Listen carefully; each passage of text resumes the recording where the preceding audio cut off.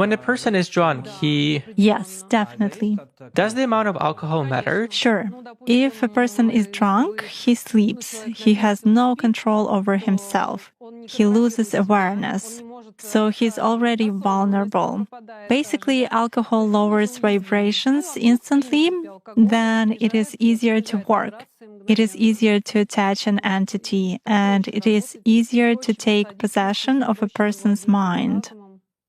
Does it mean that it's more difficult to influence a person if he keeps his thoughts in purity? Yes, absolutely. When faced with various religions, it is very difficult to influence Muslims.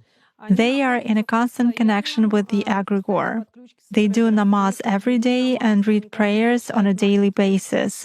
They are constantly under some kind of a dome, so it is very difficult to influence them. When you start impacting a person, he begins to address in a prayer.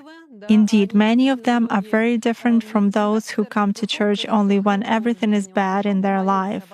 They come to pray, and then for 5 years they forget about God, some canons, and so on.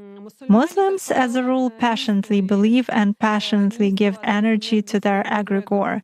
And this egregore protects them very well. That's why it is very difficult to work to make any kind of influence on a true Muslim believer. Is this some kind of a good egregore? Well, for them, yes. This egregore is good for adepts who contribute good energy to it. How do you sense it? For instance, you have found an energy trace of such person. What's next? Do you try to drag him somehow to visualize this threat and you fail? Or how do you do that? It disappears. I cannot get a grip on it. I focus on it, but something immediately knocks me out of the flow, just like that. Or I visualize a person in front of me clearly and can affect him even at a mental level.